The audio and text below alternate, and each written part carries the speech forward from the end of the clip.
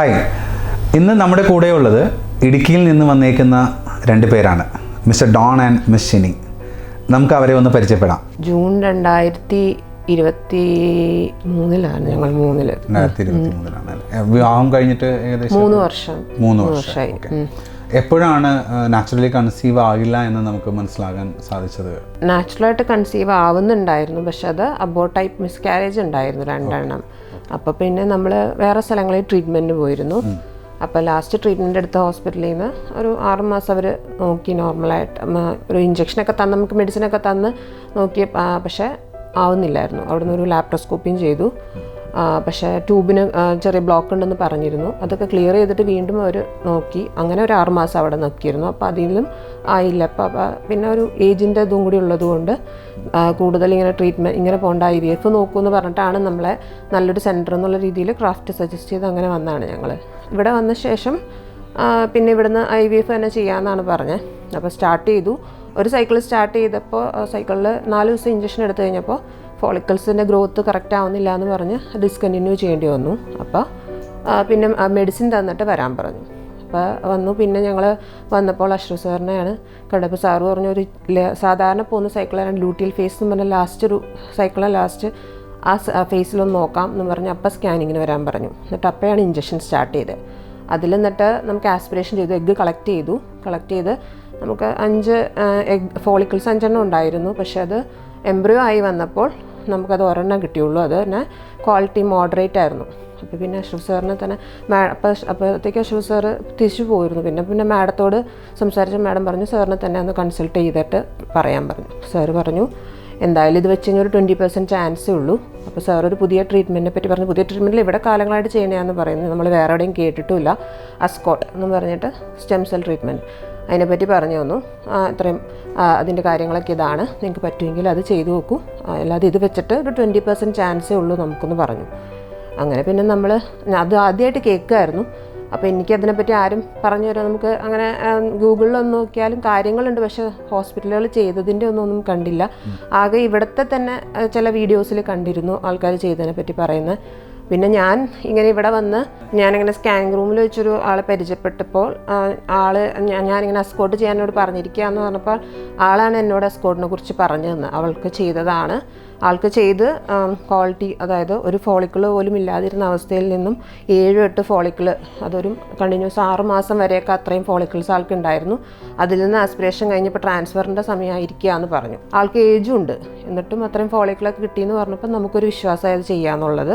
അങ്ങനെയാണ് നമ്മളത് ചെയ്ത് കഴിഞ്ഞപ്പോൾ ഡോക്ടേഴ്സ് പറഞ്ഞു മുമ്പ് നോർമലായിട്ട് ആയതുകൊണ്ട് ഈ അസ്കോട്ട് കഴിഞ്ഞ് കഴിഞ്ഞപ്പോൾ ഒരു 2 മാസത്തേക്ക് നിങ്ങൾ നോർമലായിട്ട് നോക്കൂ എന്ന് പറഞ്ഞു. മെഡിസിൻ തന്നിട്ട് ഇനി നോർമലായിട്ട് നോക്കിയിട്ട് എന്നിട്ടായില്ലെങ്കിൽ വരാൻ പറഞ്ഞു.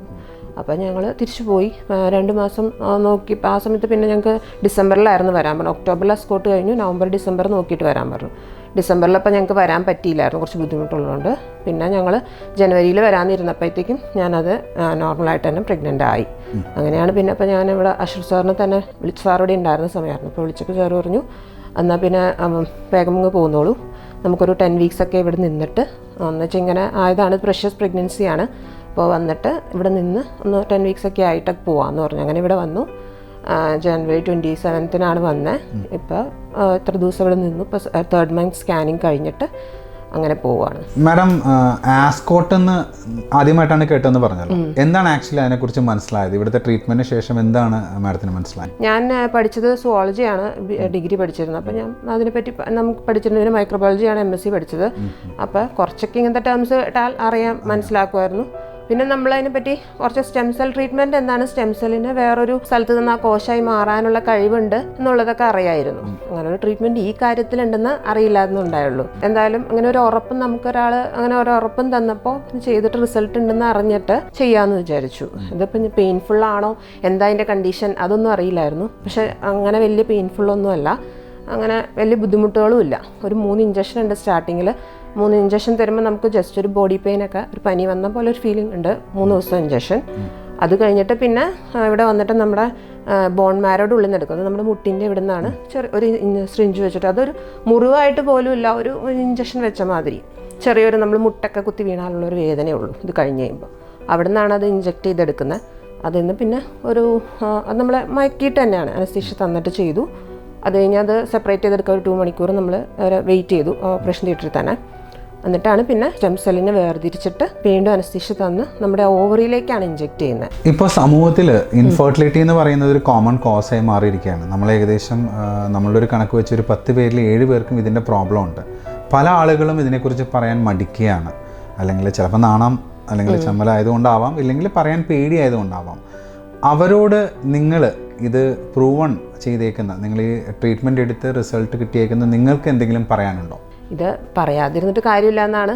ഞാനിതിപ്പോൾ എനിക്കിതിങ്ങനെ റിസൾട്ട് ഉണ്ടായ ശേഷം ഞാൻ ഒത്തിരി പേരോട് പറഞ്ഞിട്ടുണ്ട്.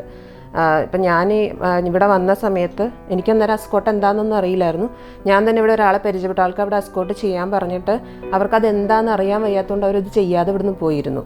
അവർ അല്ലാതെ നോർമലായിട്ട് വേറെ ഹോസ്പിറ്റലിൽ പോയി IVF ചെയ്ത് അത് ഫെയിലായിട്ടുണ്ട്. അപ്പം അങ്ങനെയുള്ള അവസ്ഥ കണ്ടിട്ടുണ്ട്. അപ്പം എൻ്റെ അനുഭവം ഞാനൊരാളോട് പറഞ്ഞ ആൾക്ക് ചെയ്യാനൊരു ധൈര്യം കിട്ടുകയാണെങ്കിൽ റിസൾട്ട് ഉണ്ടാവുന്ന നല്ലതായിരിക്കുമല്ലോ. അപ്പം അതുകൊണ്ടാണ് ഞാൻ പറയാൻ റെഡി ആയിരിക്കുന്നത്.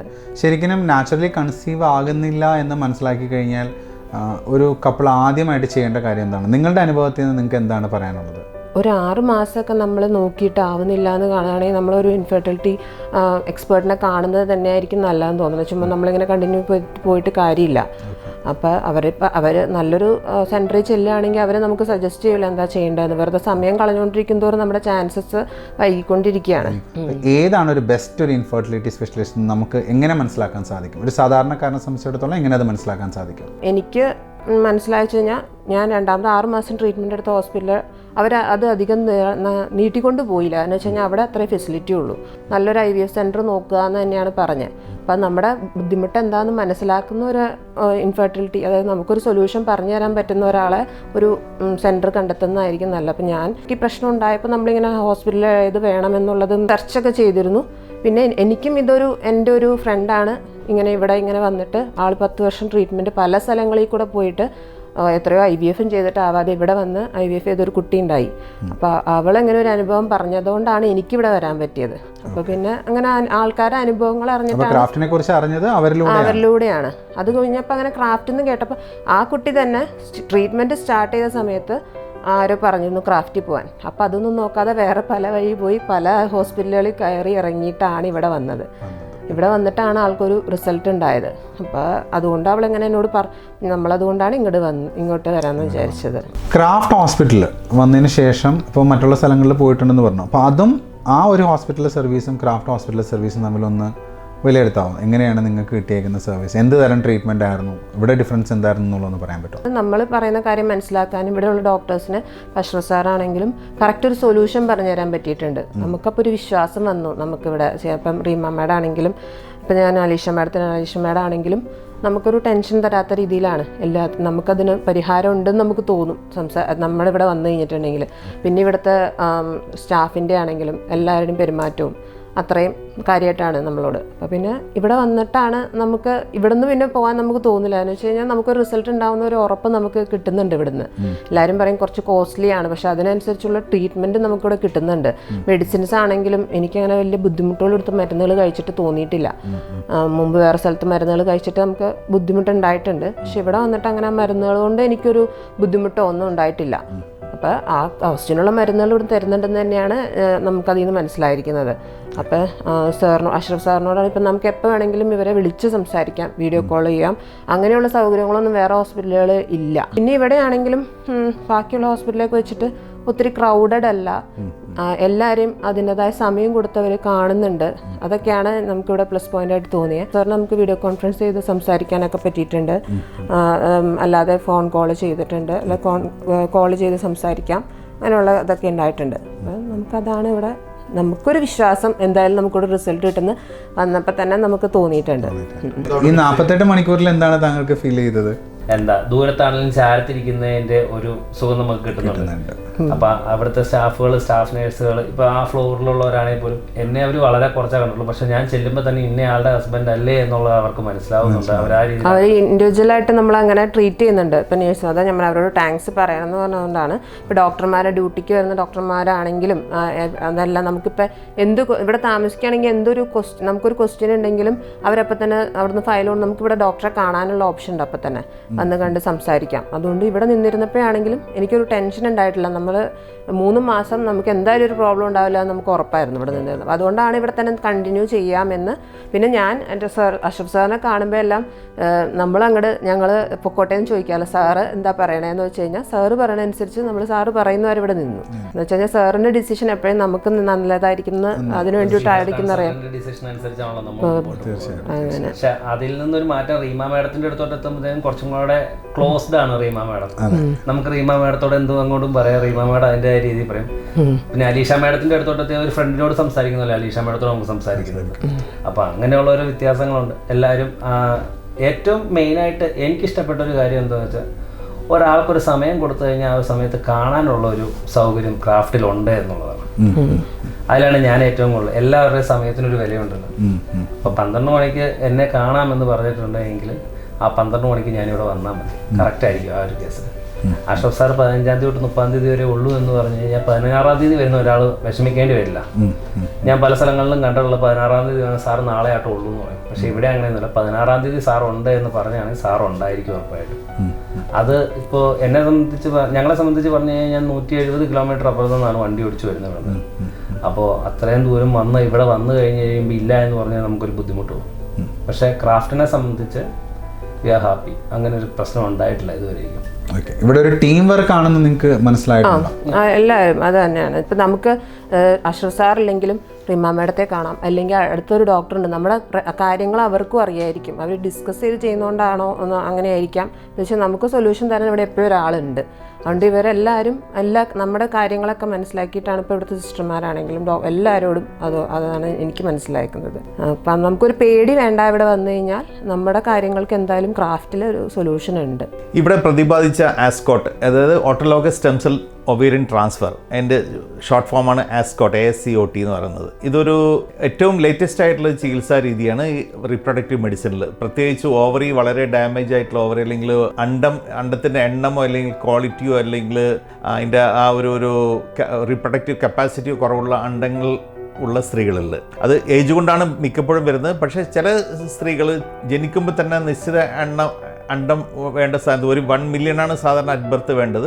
പക്ഷേ ചില പെൺകുട്ടികൾ ജനിക്കുമ്പോൾ തന്നെ ഈ 1 മില്യന് പകരം ചിലപ്പോൾ 100,000 അല്ലെങ്കിൽ 10,000 അണ്ടം കൊണ്ട് ജനിക്കുന്ന ആൾക്കാരുണ്ട്. അവർക്കൊക്കെ 25-30 വയസ്സാകുമ്പോഴേക്കും ചിലപ്പോൾ അണ്ടം മുഴുവൻ തീർന്നു പോകും. അങ്ങനത്തെ കേസ് നേരത്തെ കണ്ടെത്തി അവർക്കൊക്കെ ഒരേ ഒരു ചികിത്സ, ഒരു പ്രത്യാശ കൊടുക്കുന്ന ഒരു ചികിത്സാ രീതിയാണ് ആസ്കോട്ട്. മുൻപ് ഇത് ഉണ്ടായിരുന്നില്ല. അത് ഏതാണ്ട് ഒരു 7-8 ഇയേഴ്സ് ആയിട്ടാണ് തുടങ്ങിയിട്ടുള്ളത്. ഇപ്പം ഞങ്ങൾ ആദ്യം ചെയ്ത് ഒരു പൈലറ്റ് സ്റ്റഡി എന്നുള്ള ഞങ്ങൾക്ക് 2016 ഞങ്ങൾ 5 കേസ് ചെയ്തു. 5 കേസ് ചെയ്തതിൽ ഒരു സൗദിയിൽ നിന്നുള്ള ഒരു പേഷ്യൻ്റ് ആയിരുന്നു. അവർ 2 തവണ അവിടെ റിയാദിൽ IVF ചെയ്ത് ഫെയിലായി. അങ്ങനെ ഇവിടെ വന്നു, ഇവിടെ 2 തവണ IVF ചെയ്ത് ഫെയിലായി. ഒക്കെ എപ്പോഴും മോശം എഗ് ഇഷ്ടം പോലെ, പക്ഷേ ക്വാളിറ്റി വളരെ മോശമായിരുന്നു. അങ്ങനെ അന്ന് ഞങ്ങൾ പൈലറ്റ് സ്റ്റഡി ഒരു 5 പേർക്ക് വേണ്ടിയിട്ട് തുടങ്ങി വെച്ച സ്റ്റഡിയാണത്. അതിൽ അവർ റിക്രൂട്ട് ചെയ്തു, അവർ ചെയ്തു.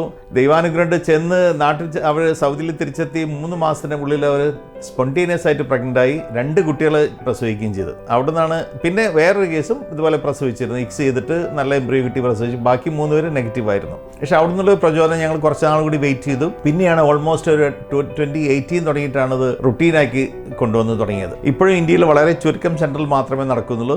വേൾഡിൽ തന്നെ വളരെ വളരെ റെപ്യൂട്ടഡ് ആയിട്ടുള്ള സെൻറ്റേഴ്സിൽ മാത്രമേ ഈ ട്രീറ്റ്മെൻറ്റ് നടക്കുന്നുള്ളൂ. ഇവിടെ ചെയ്യുന്ന വെച്ചിട്ടുണ്ടെങ്കിൽ ബോൺ മാരോന്ന് അവരുടെ പേഷ്യൻറ്റിന് തന്നെ ബോൺ മാരോന്ന് എടുക്കുന്നത്, ഈ മജ്ജയിൽ നിന്നുള്ള സ്റ്റെം സെല്ലിനെ സെപ്പറേറ്റ് ചെയ്ത് അതിൽ കുറച്ച് ഗ്രോത്ത് ഫാക്ടേഴ്സും കൂടി ഉണ്ടാക്കിയെടുത്ത് എല്ലാം പേഷ്യൻ്റെ ബോഡി എന്നുള്ളതാണ് കേട്ടോ, വേറെ എക്സ്റ്റേണൽ ഒന്നും വരുന്നില്ല. ഇതിൻ്റെ സാധാരണ നമ്മൾ പെർസെൻറ്റേജ് പ്രഗ്നൻസി പറയുന്നത് ഓൾമോസ്റ്റ് ഒരു 20-30% പ്രഗ്നൻസി കിട്ടുന്നത് ഞങ്ങൾ എപ്പോഴും പറയാറുള്ളൂ. എല്ലാവർക്കും കിട്ടാറില്ല. അതുകൊണ്ടാണ് ഞങ്ങൾ എപ്പോഴും അങ്ങനെ പറയുന്നത്. We are very transparent on this. പക്ഷേ വളരെ മോശം. ഈവൻ 0.03 ഞങ്ങൾക്ക് 3 പേര് പ്രസവിച്ചിട്ടുണ്ട്. 0.03 0.01 ഇതുവരെ നാളിതുവരെയായിട്ട് ഒരേ ഒരു കേസേ പ്രസവിച്ചിട്ടുള്ളൂ. ബാക്കി അപ്പോൾ അത് കാരണം ഞങ്ങൾ 0.03 താഴെ ഇപ്പോൾ എടുക്കാറില്ല. പലർക്കും പറയുമ്പോൾ അത് ഒരു വളരെ ഒരു ആകാംക്ഷ ഉണർത്തുന്നുണ്ട്. ചിലർക്ക് ഭയങ്കര കൗതുകം, ചിലർക്ക് ഭയങ്കര താല്പര്യം. പക്ഷെ മിക്കവർക്കും ഇതിനെക്കുറിച്ച് ഒന്നും അറിയില്ല എന്നുള്ളതാണ്. അപ്പോൾ അതുകൊണ്ട് പലരും അത് വേണ്ട എന്നുള്ളതിലേക്ക് പോകുന്ന ആൾക്കാരും ഉണ്ട്. പക്ഷെ ഇതല്ലെങ്കിൽ പിന്നുള്ള ഒരു രീതി എന്ന് പറയുന്നത് ഡോണറിലേക്ക് മാത്രമേ ഉള്ളൂ. ഡോണർ അതായത് വേറെ സ്ത്രീയുടെ അണ്ട എടുത്തിട്ടുള്ള ചികിത്സ മാത്രമേ ഇങ്ങനത്തെ കേസിൽ ഫലവത്താകൂല. AMH എസ്പെഷ്യലി 0.1 താഴ്ന്നു കഴിഞ്ഞാൽ പിന്നെ ഇത് മാത്രമേ വഴിയുള്ളൂ. അപ്പോൾ അങ്ങനെ ഒരു ട്രീറ്റ്മെൻറ്റാണ് ഞാൻ പേഷ്യൻസ് ഇവിടെ വന്നപ്പോൾ ഷീനിയോടും ഹസ്ബൻഡിനോടും ഞാൻ കാര്യങ്ങൾ പറഞ്ഞ് മനസ്സിലാക്കി കൊടുത്തു. ദൈവാനുഗ്രഹം അവർ ഞങ്ങൾ പറഞ്ഞത് ഉൾക്കൊണ്ടു. അവരത് പ്രാവർത്തികമാക്കി. ഞങ്ങൾ ആസ്കോട്ട് ഭംഗിയായി ചെയ്തു. അതിൻ്റെ ഫലം ദൈവം അവർക്ക് കൊടുക്കുകയും ചെയ്തു. സ്പോണ്ടേനിയസ് ആയിട്ടാണ് പ്രഗ്നൻസി. മിക്കവാറും ഞങ്ങൾ IVF ഫിക്സിലേക്ക് പോകേണ്ട കേസാണ്. പക്ഷേ എന്തോ ഭാഗ്യത്തിന് അവർ നാച്ചുറലായിട്ട് ആവുകയും ചെയ്തു. ഇതുപോലെ സ്പോണ്ടേനിയസ് ആയിട്ട് പ്രഗ്നൻസി ആയ കുറേ പേരുണ്ട്, ഒത്തിരി പേരുണ്ട് തനിയെ ആയവർ. അവർക്കൊക്കെ ട്യൂബെല്ലാം നോർമൽ ആണെങ്കിൽ, ഹസ്ബൻഡ് ഫാക്ടർ നോർമൽ ആണെങ്കിൽ സ്പോണ്ടേനിയസ് ആയിട്ട് തനിയെ പ്രഗ്നൻസി ആകുകയും ചെയ്യാം. പക്ഷേ അതിൻ്റെ കൂട്ടത്തിൽ മെയിൽ ഫാക്ടർ വരികയാണെങ്കിൽ 0 സ്പേം അല്ലെങ്കിൽ മെയിൽ ക്വാണ്ടിറ്റി വളരെ മോശമാവുകയോ അല്ലെങ്കിൽ ട്യൂബിന് ബ്ലോക്ക് ഉണ്ടെങ്കിൽ പിന്നെ നമുക്ക് ഇത് ആസ്കോട്ടിന് ശേഷം ഒരു വിതിൻ 3 to 4 months IVF ചെയ്യുന്നതിന് വേണ്ടി വരും. റഫ് സ്റ്റാറ്റിസ്റ്റിക്സ് വെച്ച് പറയുകയാണെങ്കിൽ 600 പേരെ ചെയ്തതിൽ ഡെഫിനറ്റ്ലി ഒരു 25 to 30%, 1/3 ഡെഫിനറ്റ്ലി ഓൺഗോയിങ് പ്രഗ്നൻസി അല്ലെങ്കിൽ പ്രസവിച്ചവരും ഉണ്ട്. ചിലരൊക്കെ ഭ്രൂണം ഫ്രീസ് ചെയ്തവരുണ്ട്. പക്ഷേ എങ്കിലും നമുക്കൊരു 50%ലേക്ക് എത്തിക്കാനുള്ളൊരു വഴിയാണ് ഞങ്ങൾ നോക്കിക്കൊണ്ടിരിക്കുന്നത്. അതിന് കുറേ അതിൻ്റെ മാർഗ്ഗങ്ങൾ ഞങ്ങൾ കുറച്ച് ഇംപ്രവൈസ് ചെയ്യാൻ നോക്കിക്കൊണ്ടിരിക്കുന്നുണ്ട്. പക്ഷേ അവിടേക്ക് എത്തിക്കിട്ടുകയാണെങ്കിലും വളരെ വലിയ അനുഗ്രഹമായിരിക്കും ഇത്തരം പേഷ്യൻസിന്. പക്ഷേ still much better than using A donor. കുറേ പേരുണ്ട് അവർക്ക് സ്വന്തം കുട്ടി തന്നെ വേണമെന്നുള്ള ആഗ്രഹിക്കുന്ന ഒരുപാട് പേരുണ്ട്. എല്ലാവരുടെ ആഗ്രഹം തന്നെയാണ്. പക്ഷേ ഒരു നിവൃത്തിയില്ലാതെ വരുമ്പോൾ മാത്രമാണ് അവർ ഡോണറിലേക്ക് പോകുന്നത്. പക്ഷേ പല സെൻറ്റേഴ്സും അവരെ ആവശ്യമില്ലാണ്ട് ഡോണറിലേക്ക് കൊണ്ടുവന്ന പ്രവണതയും ഒത്തിരി കാണുന്നുണ്ട്. കാരണം ഒരു എളുപ്പമാർഗ്ഗമായിട്ടാണ് പലരും കാണുന്നത്. പക്ഷേ ഇപ്പോൾ നമ്മളിപ്പോൾ MDയും അതിൻ്റെ അപ്പുറത്തുള്ള ഡിഗ്രിയൊക്കെ എടുത്തിട്ട് അത്ര ഹൈലി സ്പെഷ്യലൈസ്ഡ് സെൻറ്ററിലൊക്കെ ഇരിക്കുമ്പം ഡോണർ എന്ന് പറഞ്ഞ ഒരു ബൈപ്പാസ് ചെയ്യുന്ന മെത്തേഡാണ്. അതിലേക്ക് പോകാതെ സ്വന്തം കുഞ്ഞിനെ കൊടുക്കുക എന്നുള്ള ഒരു എന്താ പറയുക എന്തൂസിയാസം, ആ ഒരു കമ്മിറ്റ്മെൻറ്റാണ് ക്രാഫ്റ്റ് എപ്പോഴും വളരെ ആദ്യം തൊട്ട് തന്നെ മുന്നോട്ട് വെച്ചുകൊണ്ടിരിക്കുന്നത്. അപ്പോൾ അതുകൊണ്ട് തന്നെ ഞങ്ങളൊരു പോളിസിയാണ്, ഇവിടുന്ന് ഒരു ദമ്പതികൾ വന്ന് ട്രീറ്റ്മെൻറ്റ് എടുത്ത് പോവുകയാണെങ്കിൽ അത് 100% അവരുടെ സ്വന്തം കുഞ്ഞായിരിക്കും. ആ ഒരു മോട്ടിവേഷൻ, ആ ഒരു കമ്മിറ്റ്മെൻറ്റിൻ്റെ ഭാഗമായിട്ടാണ് ഇത്രയും നൂതനമായ ടെക്നിക്സ് കൊണ്ടുവന്നിട്ടുള്ളത്. Okay, thank U.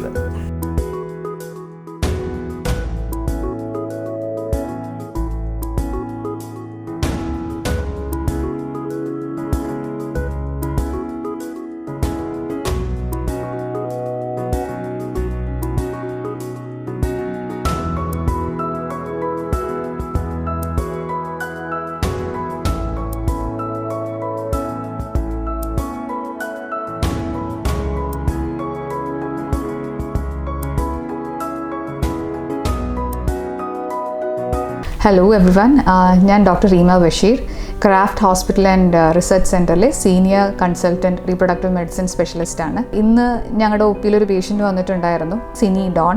Law reserve ഉള്ള ഞങ്ങളുടെ ഇവിടുത്തെ ഒവേറിയൻ റീജുനേഷൻ തെറാപ്പി കഴിഞ്ഞ് ഞങ്ങൾ തന്നെ IVF ചെയ്ത് എംബ്രിയോ ഫ്രീസ് ചെയ്തു. അതിനുശേഷം അവർ നാച്ചുറലി കൺസീവ് ചെയ്യാണ് ഉണ്ടായത്. ഞങ്ങൾ ഒവേറിയൻ റീജുനേഷൻ ലാപ്രോസ്കോപ്പിക്കലി ചെയ്യുമ്പോൾ ട്യൂബ് ടെസ്റ്റും ഒക്കെ നോക്കുന്നുണ്ടായിരുന്നു. അവർ 2 സൈഡ് ട്യൂബ്സും പേറ്റൻ്റ് ആയിരുന്നു ആ ടൈമിൽ. അപ്പോൾ ഈ IVF ഒക്കെ ചെയ്ത് എംബ്രിയോ ഫ്രീസ് ചെയ്ത ശേഷവും അവർ നാച്ചുറലി കൺസീവ് ചെയ്യാണ് ഉണ്ടായത്. വളരെ സന്തോഷമുള്ള കാര്യം, അവരിപ്പോൾ 12 ആഴ്ച ക്രോസ് ചെയ്തിട്ടുണ്ട്. കുഞ്ഞും അമ്മയൊക്കെ സുഖമായിരിക്കുന്നു. ഇന്ന് അവരുടെ കേസ് ഡിസ്കസ് ചെയ്തപ്പോഴാണ് ഞങ്ങൾ ഇതുപോലെയുള്ള സിമിലർ കുറേ കേസുകളുണ്ട് ഞങ്ങളുടെ തന്നെ സ്ഥാപനത്തിൽ ഒരു പരിചയമുള്ളൊരു കപ്പിൾ. അവർ ഇവിടെ വന്നു. അവർക്ക് ഹസ്ബൻഡിന് കൗണ്ട് കുറവുണ്ട്. ലേഡിയുടെ AMH ഓവറി റിസർവ് ഒന്നും തെറ്റുണ്ടായിരുന്നില്ല. ഞങ്ങൾ ഇവിടെ തന്നെ അവർക്ക് വേണ്ടി ടെസ്റ്റുകളൊക്കെ ചെയ്തു, ട്രീറ്റ്മെൻ്റ് ഒക്കെ പ്രൊസീഡ് ചെയ്തു. നിയർലി ഞങ്ങൾ 4 IVF സൈക്കിളുകളും ട്രാൻസ്ഫറുകളും ചെയ്തിട്ടുണ്ടായിരുന്നു. സക്സസ് കിട്ടിയില്ല. പിന്നെ അങ്ങനെ അവർ ഡോണറിലും പോയി, ഡോണർ സൈക്കിൾസ് ചെയ്തു, അവിടെയും ട്രാൻസ്ഫർ ചെയ്തു. വീണ്ടും നമുക്ക് സക്സസ് ഒന്നും ഉണ്ടായില്ല. അപ്പോൾ നമ്മൾ തീരെ പ്രതീക്ഷയില്ല എന്നുള്ള രീതിയിൽ നിൽക്കുമ്പോഴായിരുന്നു ഞങ്ങൾ നവംബർ 2021 തൊട്ടാണെന്ന് തോന്നുന്നു ഞങ്ങൾ ഒവേറിയൻ റീജുനേഷൻ തെറാപ്പി സാറിൻ്റെ ഇൻട്രസ്റ്റിൽ നമ്മൾ സ്റ്റാർട്ട് ചെയ്തത്. അപ്പോൾ ഇവർ 22 വന്ന് കണ്ടു. നമ്മളപ്പോൾ ആ തെറാപ്പി അവർക്ക് പറഞ്ഞു കൊടുത്തു.